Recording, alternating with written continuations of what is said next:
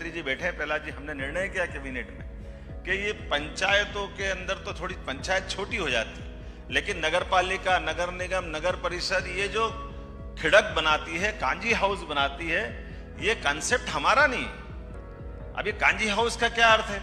सरल भाषा में उसका अर्थ है कि जो गाय आवारा घूमती है उसको जेल कर दो, ऐसे ही है ना। कांजी हाउस का क्या अर्थ है भैया? यही है ना। आदमी आवारागर्दी करे तो उसको जेल भेज दो, इसलिए जेल हमारी जेल कहलाएगी। उसको जेल नहीं बोलते, कांजी हाउस बोल दिया, खिड़क बोल दिया, यही बोला ना। अरे जिसमें 33 करोड़ देवी देवताओं का वास है उसको हम जेल देंगे क्या? डूब मरना चाहिए हम अगर इसी बात करें तो। हमको गौशाला बनाना है, इसलिए हमने गौशाला बनाने का निर्णय किया। सारी खिड़क बदलते हुए गौशाला बदल देंगे कि ऐसी गाय माता जो बूढ़ी है, अपाहिज है, लावारिस है, घर वाले पाल नहीं पा रहे, सरकार पालेगी, सारा पैसा सरकार देगी, ये हमारा निर्णय है। आनंद है कि नहीं इस बात का कि गाय माता की चिंता अपन करें? और इसके लिए जो पर्याप्त धनराशि है, जो बड़ी बड़ी गौशाला है उन्हें जो 20 रुपया प्रति गाय देते हैं तो उनको 40 रुपया प्रति गाय देने वाले।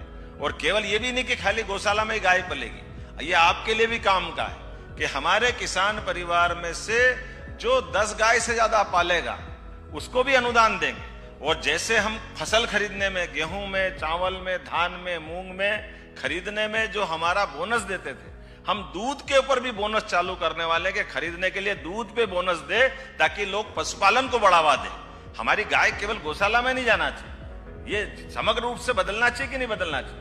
एक योजना बनाने के लिए मैं कल ही गया था बुल फार्म पे, हमने कहा भाई ये अच्छी बात है आपका वो सीमन से गायों की और खासकर देसी गायों की, गिर गाय, साहिवाल, थारपारकर, हमारे यहाँ देसी गायों की लंबी श्रृंखला है।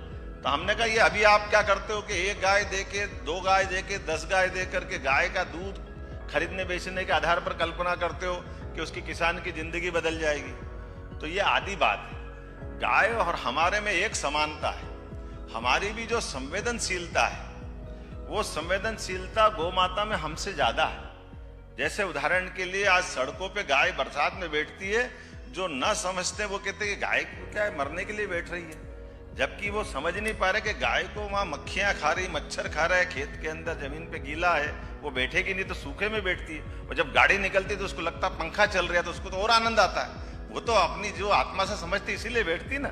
अब आपको समझ नहीं तो आप उसको अपने हिसाब से ट्रैफिक नियम लगाते हो। अब ट्रैफिक नियम हमारे लिए, उनके लिए थोड़ी है, उनका तो जीवन अपना आनंद में है। इसलिए हमने कहा कि गौशाला के अंदर गाय अपने ढंग से जो अपाहिज है, लावारिस है, उसमें जो खर्चा लगेगा हम देंगे, लेकिन जो स्वस्थ गाय जिससे जीवन की उनकी दृष्टि बदलेगी वो दूध हम खरीदेंगे। और ऐसे इलाके में जहां गाय को पालने के लिए ये जो आत्मीयता बनती, गाय आज लाए और कल से दूध देने लग जाएगी, ऐसा भी नहीं, उसको समय लगता है।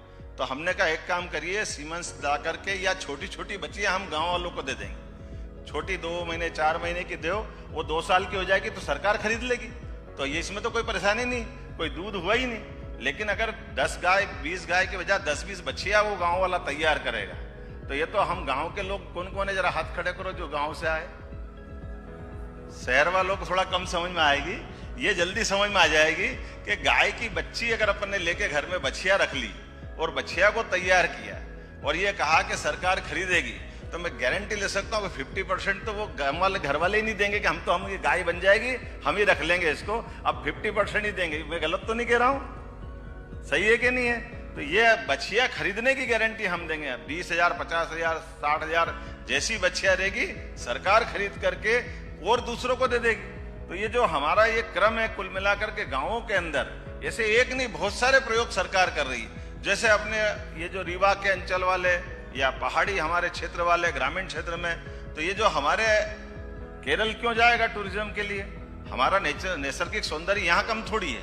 आयुर्वेद के सेंटर बना करके यहाँ पर भी हम बड़े पैमाने पर ये जो बदलते दौर में गाँव के अंदर की जो नेचुरल खूबसूरती है, जड़ी बूटी से लेकर सारे प्रकार से, ऐसे सब मामलों में सरकार काम कर रही है। मुझे अत्यंत प्रसन्नता, मैं ये लिखा हुआ भाषण तो पढ़ नहीं रहा हूँ, लेकिन दिल का भाषण दे रहा हूँ। ऐसा लग रहा है कि आपने ये बहुत अच्छा काम किया है। सच्चे अर्थों में पंचायत ये सब काम करेगी। तो पंचायत के लिए आज का सत्र दिन भर के अलग अलग प्रकार से देखें, जो आपकी आर्थिक संपन्नता के लिए भी बढ़ा रहा है, विकास के सभी प्रकार के दरवाजे खोल रहा है, और जिस प्रकार से